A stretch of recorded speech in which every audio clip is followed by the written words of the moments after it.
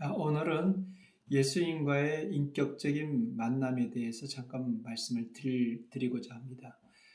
어, 사람도 개인적으로 한 사람을 만나게 되면 그 사람의 인상, 또 그 사람과 대화를 하면서 그 사람의 생각, 마음을, 또 그 사람의 인품을 알 수 있게 됩니다. 그런 것처럼 우리 신앙도 예수 그리스도를 개인적으로 만나면서부터 우리의 신앙이 시작된다고 할 수 있습니다. 먼저 성경에서 개인적인 예수님과의 만남을 가졌던 사건들을 기록하고 있습니다. 제가 첫 번째로 소개하고자 하는 것은 삭개오라는 세리장이었던 사람이 예수님을 만난 사건입니다. 그 당시에 세리는 모든 사람들이 다 인정했던 죄인이었습니다. 당시에 세리들의 역할은 로마의 대리인들로서 로마를 대신해서 자기 민족인 유대인들로부터 세금을 걷어내는 일들이었습니다. 그래서 일정 부분 로마와 계약을 했던 그 액수만 그들이 받은 세금 중에서 정해져 있는 계약한 액수만 지불을 하고 나머지들은 자기들이 가질 수가 있었습니다. 그래서 유대인들이 유대인들을 잘 알았고 또 어디에 그들이 돈을 감추는지를 잘 알았기 때문에 인정사정 보지 않고 그들은 수단과 방법을 가리지 않고 세금을 수탈했습니다. 그래서 이 유대인들이 생각을 할 때 이 세리들은 가장 악랄한 도덕들이라고 생각을 했습니다. 율법에서 이 도덕들은 구원받을 수 없는 사람들이고 죄인들이었습니다. 그래서 더구나 이 세리 삭개오는 세리장이었고 모든 사람들이 인정하는 죄인이었습니다.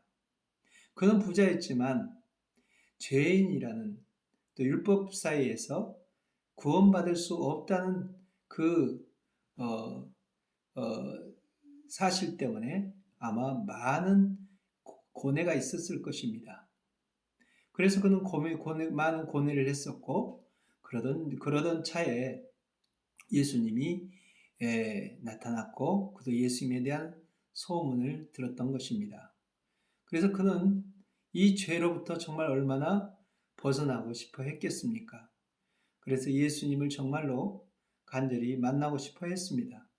예수님이 지나간다는 얘기를 듣고 그는 뽕나무 위로 올라가서 키가 작은 사람이었기 때문에 뽕나무 위로 올라가서 예수님을 간절히 만나고자 했습니다. 이렇게 예수님이 삭개오 앞을 지나갈 때 놀랍게도 예수님은 삭개오를 바라보시면서 한 번도 만나보지 않는 사람인데 많이 알고 있는 사람인 것처럼 삭개오의 이름을 부르면서 오늘 내가 너의 집에 유해야 되겠다라고 말씀을 하십니다. 이 사건은 삭개오가 바로 예수님이 바로 하나님이라는 사실에 대해서 확신을 했던 사건이 아닌가 싶습니다. 그는 달려갔고 그는 예수님을 자기 집에 모셨습니다.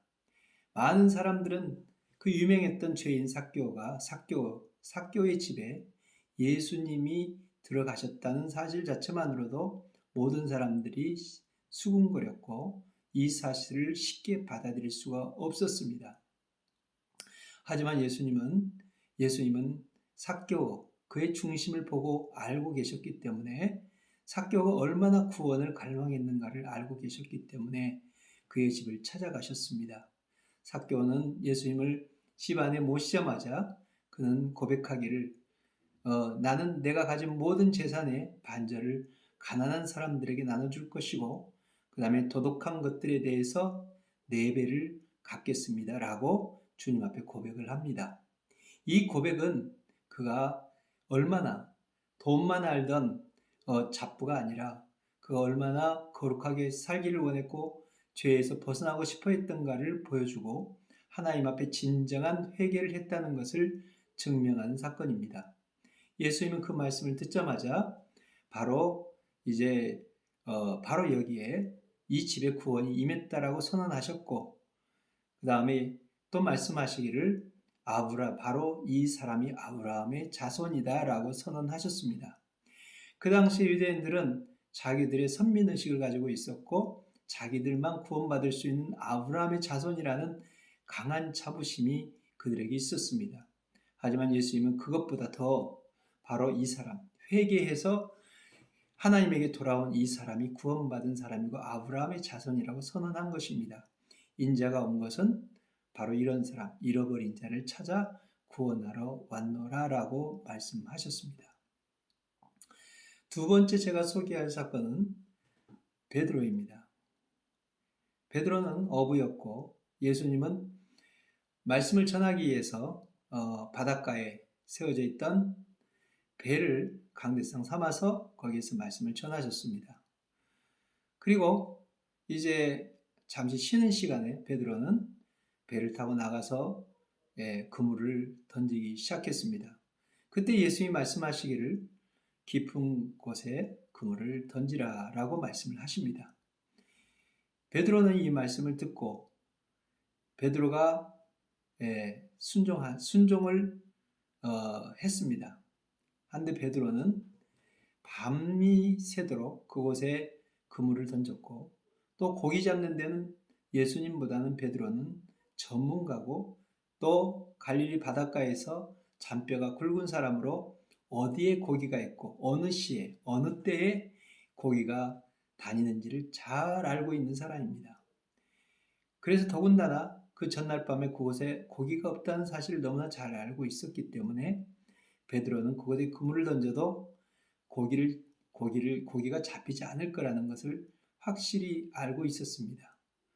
하지만 베드로는 예수의 말씀을 듣고 그 말씀에 의지해서 내가 그물을 내리겠습니다라는 순종에 대한 결단을 내립니다.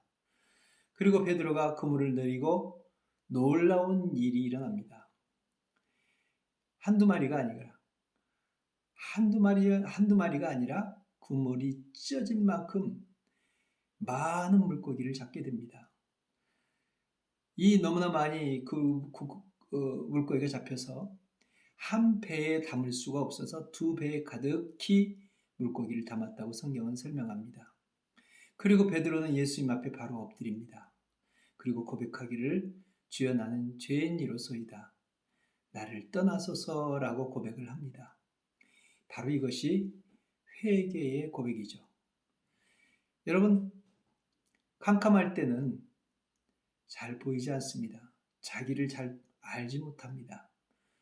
하지만 거울 앞에 서는 순간 자기 모든 것들을 볼 수 있죠. 어디가 더러운지, 어디에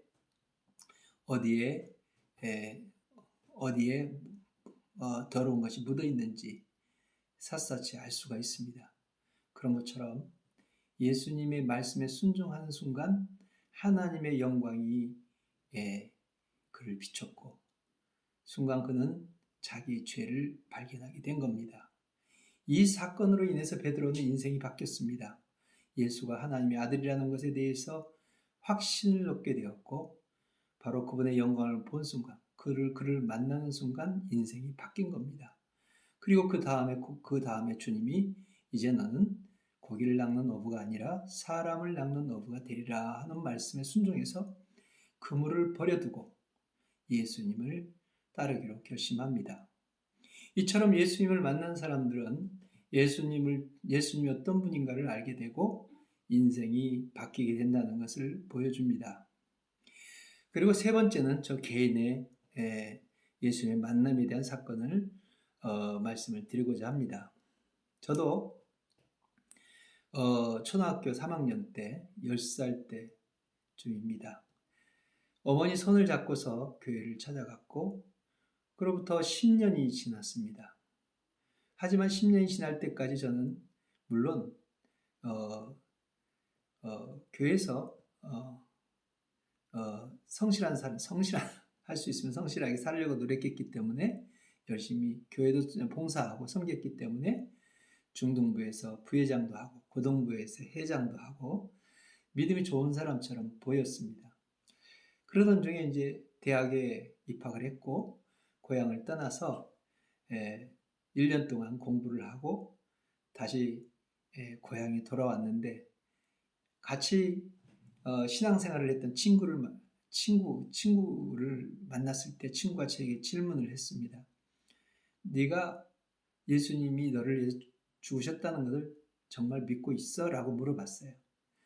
너무나 당연한 얘기고 너무나 잘 알고 있는 사실이었기 때문에 당연히 대답을 했죠. 그럼 나 믿고 있어 라고 대답을 했어요. 그리고 나서 그 친구와 헤어지고 돌아서는데 제 마음 안에서 내 속에서 거짓말이라고 답이 오는 거예요. 양심의 소리가 저에게 말을 해주는 거예요. 그리고 그다음부터 이 마음속이 굉장히 괴로웠어요.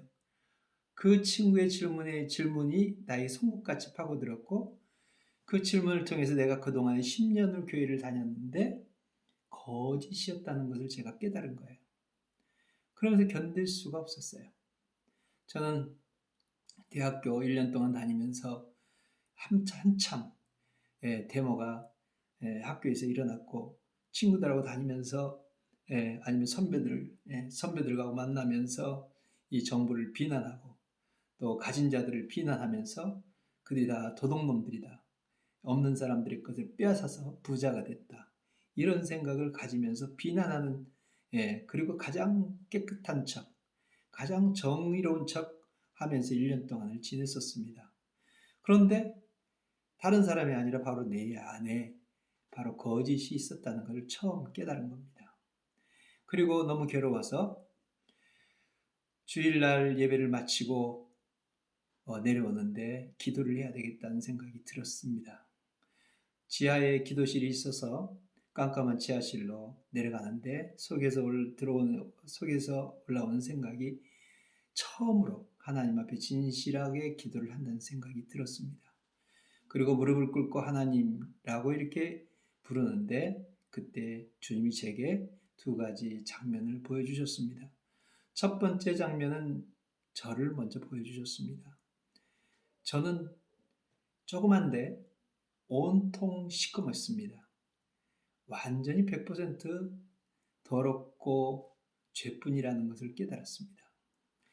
2번째 장면은 예수님이 십자가에 달려 계셨어요. 그리고는 그 십자가에 달리신 예수님을 본 순간 그분은 나와 반대로 전혀 흠이 없고 죄가 없는 거룩한 분이신데 그분이 피를 흘리시고 죄 때문에 십자가에 달려 죽어가고 계신다는 것을 알았어요. 그리고 그분 앞에 제가 그 다음 장면은 무릎을 꿇고 예수님 앞에 가서 제가 예수님께 말씀을 드렸어요. 예수님, 거기는 내가 달려야 될 자리입니다. 예수님, 내려오세요. 라고 말씀을 드렸는데 예수님이 말씀하시기를 내가 여기에 달려 죽지 않으면 네가 살 수 없다라고 말씀을 하셨어요. 그 순간 그분이 나를 위해서 대신 십자가에 달려 죽으신 그 사랑이 얼마나 가치가 있는 것인지 얼마나 큰 사랑인지 순간에 알게 됐어요. 그 사랑은 제가 100번 태어나서 100번 주님을 위해서만 산다 할지라도 갚을 수 없는 은혜고 사랑이라는 걸 알았습니다. 그래서 저는 주님 앞에 고백을 했습니다. 주님 무엇을 저에게 요구하시든지 남은 인생 오직 주님을 위해서 살겠습니다라고 고백을 했습니다. 그 사건 이후에 저의 인생은 완전히 달라졌고 변했습니다. 주님을 어떻게 하면 주님을 위해서 살까?